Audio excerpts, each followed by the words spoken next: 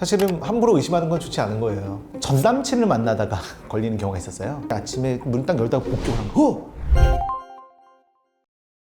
저번에 저희가 불륜하는 남자 특징 5가지 다뤘잖아요. 네. 그 불륜이라는 게 근데 네. 남자들이 주로 많이 한다고 좀 많이 알려져 있잖아요. 네. 실제로도 좀 많이 사건으로 봤을 때는 남자분이 훨씬 많나요? 남자들이 조금 더 많긴 많죠. 하지만 여자들도 많습니다. 다만 걸리지 않을 뿐이야. 남자들은 조금 허술해서 많이 걸려서 이게 사건화가 되는데 여성분들은 잘 안 걸려요. 그래서 사건이 좀 덜 되는 경향이 좀 있죠.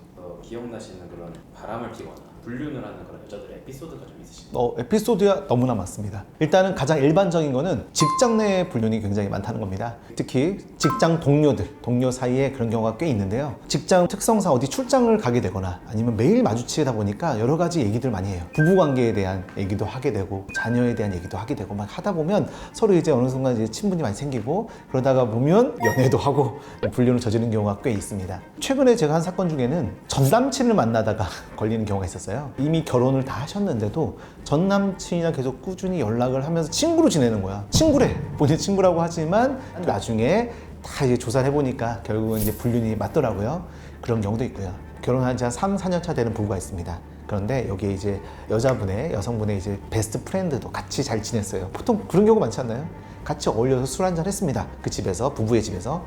그러다가 이 아내분이 너무 이제 술 많이 마셔서 피곤한 거야. 그래서 안방에 들어가서 잤습니다. 그 다음에 이제 두 사람이 술 마시다가 다른 방에서 둘이 뭔가 일이 있었습니다. 그것을 부인이 아침에 문 딱 열다가 목격을 이렇게 돼버린 거예요. 그래서 정말 당황을 한 케이스가 어떻게 하지 이랬는데 저희 여성분이 어떻게 대처했냐면 아니 나는 전혀 기억이 안 난다. 전혀 기억 안 나. 너희 남편이 나 강간했어. 라고 해서 이제 형사사건으로 넘어간 이런 케이스도 있습니다. 사실 불륜의 에피소드는 너무나 무궁무진합니다. 안타깝게도요. 그러면 이제 변호사님 보시기에는 여자가 그 불륜을 저지르는 이유는 뭐라고 생각하세요? 가장 많은 경우는 남편과의 관계에서 만족을 못하는 경우가 굉장히 많습니다. 사실 이게 남자랑 좀 다른 부분인데 남자분들 불륜하시는 분들 이제 만나보면 그분들은 무조건 가정은 지키려고 해요. 그러니까 내가 뭐 좀 그렇게 했지만 그래도 어쨌든 가정은 지키겠다 이런 취지가 많은데 여성분은 이미 이 가정에 대해서 뭔가 큰 실망감이 있기 때문에 하는 경우들이 꽤 있어 보입니다. 자, 그리고 사실은 여성분들도 이제 사회생활 하다 보면 되게 새로운 환경에서 매력적인 사람들을 만날 수밖에 없거든요.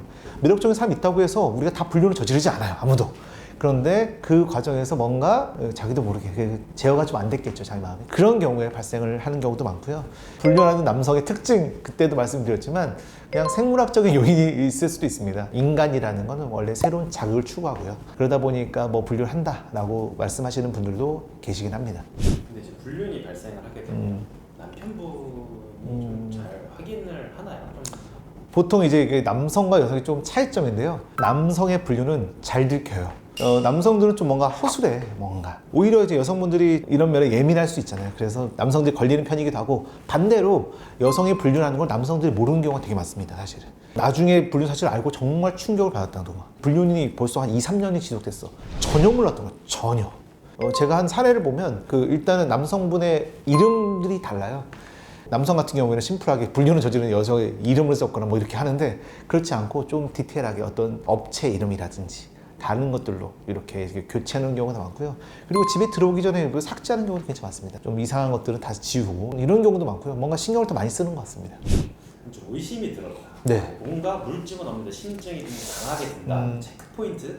이런 건 좀 체크해라. 회식이나 약속에 갔는데 연락이 잘 안 되는 경우, 이 경우는 약간 불륜을 의심해 볼 수 있어요. 사실은 회식이라고 하면 전화 받을 수가 있습니다. 지금 좀 이따 전화할게 라고. 근데 연락이 지속적으로 안 된다? 다른 곳에서 다른 짓을 하고 있는 경우가 있을 수가 있는 거죠.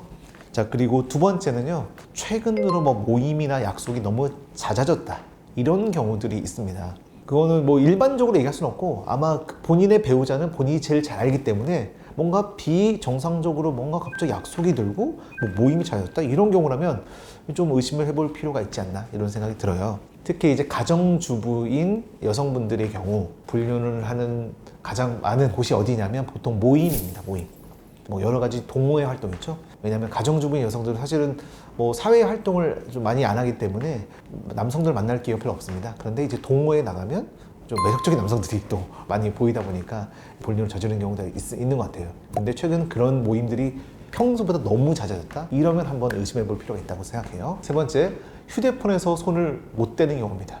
자, 이거는 사실 어떤 불안한 심리가 좀 반영된 것 같기도 해요. 남편과 있을 때 연락이 온다? 이게 더 두려운 거야. 그래서 오히려 이걸 떼지 못하고, 아니면 계속 뭔가 지속적인 연락을 계속 하고 있다던가 하는데 나도 모르게 표정은 숨길 수 없거든. 웃고 있어. 이렇게 행복한 사람이었나? 싶을 정도로. 그래서 보통 이 남자들이 잘 모르는 경우가 자신의 배우자에 대해서 깊이 있게 관찰을 잘 안 해요. 주의 깊은 관찰을 잘 안 하는 게 문제야. 관찰하다 보면 그런 심리 변화를 느낄 수 있는데 그런 거에 좀 무디기 때문에 여성분들의 불륜이 잘 걸리지 않는 경우가 있는 것 같아요. 속옷을 사는 경우입니다. 그냥 속옷이 아니라 굉장히 화려한 속옷을 사는 경우. 자기와 있을 때는 평소에 그냥 속옷 같은 걸 입다가 최근에 갑자기 홈쇼핑에서 막 레이스 달리고 막 화려하고 막 이런 속옷을 막 구매한다? 그러면 왜? 굳이? 막 이런 생각이 들 수 있어요. 이런다면 혹시 불륜이 아닐까라고 한번 혹시 생각해 보실 필요가 있을 것 같고요. 다섯 번째는 선물을 받아오는 경우입니다. 물론 선물은 주고받을 수 있죠. 그런데 향수, 가방, 립스틱? 자, 이런 선물들은 좀 이례적이죠. 이거는 남성이 여성한테 선물하는 일반적인 그런 선물의 경우라 볼 수 있죠. 근데 이런 것들이 요즘에 잦아졌다. 선물 포장지도 예쁘고 이런 거 있다. 그러면 혹시? 라는 생각을 해보실 필요가 있을 것 같습니다. 그 다음에 여섯 번째는 피임에 대해서 신경을 안 쓰는 사람이 피임약을 계속 먹는다. 이거는 분명히 뭔가 이유가 있을 수 있어요. 변명을 하시겠죠. 내가 생리가 불규칙해서 그래. 여러 가지 얘기를 하겠지만 좀 계속 지속적으로 피임약을 먹는다? 그러면 그것도 의심의 여지가 하나 생기겠죠. 물론 여기서 제가 말씀드리는 거는 많은 사람들에게 해당되는 경우는 아닐 거고요. 정말 일부에 불륜하는 그런 안 좋은 분들, 이런 분들에 해당되는 얘기겠죠. 이혼 상담이나 아니면 고소를 당해서 오는 경우들이 있을 것 같은데 와서는 주로 어떤 말을 많이 하죠? 남편 때문이다라는 말을 많이 하시죠. 사실 불륜은 본인이 잘못한 건데 남편이 나를 너무나 힘들게 했기 때문에 어쩔 수 없었다라고 얘기를 합니다. 이거는 남성이나 여성이랑 똑같은 것 같아요.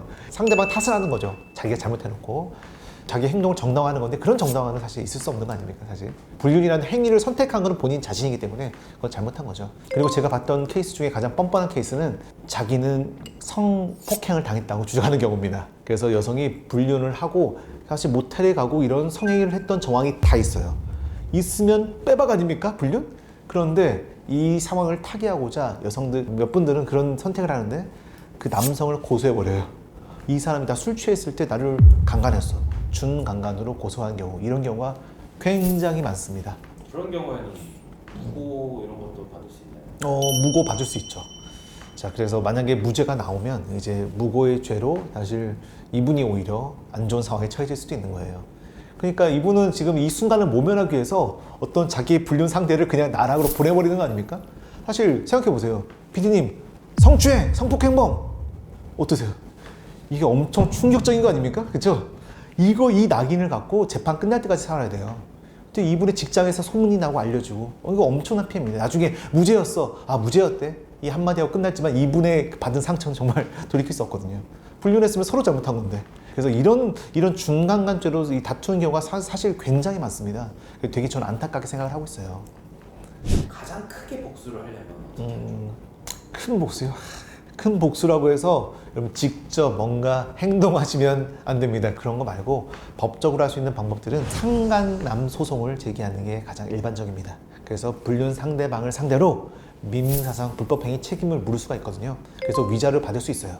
이 소송 자체가 어쨌든 소송이기 때문에 기록이 남게 되잖아요. 이 소송이라는 거는. 그게 가장 할 수 있는 우리의 복수라고 생각을 합니다. 준비할 때 네. 가장 확실한 증거가 될 수 있는 아내와 그 상간남이 나눈 카톡 내용들, 이런 것들이 가장 중요한 증거가 될 수 있고요. 그리고 아내가 방문했다, 어디 방문했다는 걸 알게 된다. 카드 기록, 모텔 카드 기록, 이런 것들은 정말 확실한 증거들이 될 수 있어요.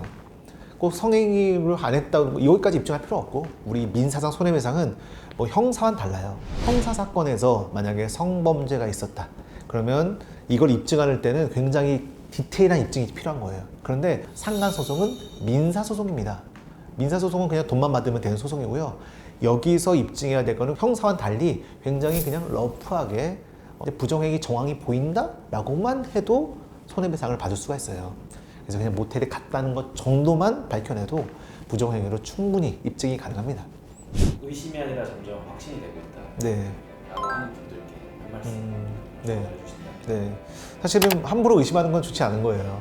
이 영상을 봤다고 해서 갑자기 뭐 선물 하나 받았다고 해서 갑자기 불륜 이런 건 절대 아닙니다. 배우자를 신뢰하시는 게 가장 먼저인 것 같고요. 그런데 진짜 만약 이건 진짜 불륜 같은데? 라는 어떤 확신이 든다. 그런 분들은 사실 자책을 하는 경우가 많은데 자책하지 마십시오. 사실 나 때문에 그렇게 된 게 아닐까라고 생각하는 거 좋지 않습니다. 오히려 그것을 상대방 역이용할 수 있어요. 너가 나한테 안 해줬기 때문에 내가 이렇게 하는 거야. 이거는 사실 불륜을 정당화될 수 있는 건 아니잖아요. 우리는 선택은 할 수 있는 거예요. 항상. 이 선택에 대한 대가는 반드시 치러야 될 것 같고요. 그래서 자책하지 마셔라. 이런 말씀을 꼭 먼저 드리고 싶습니다.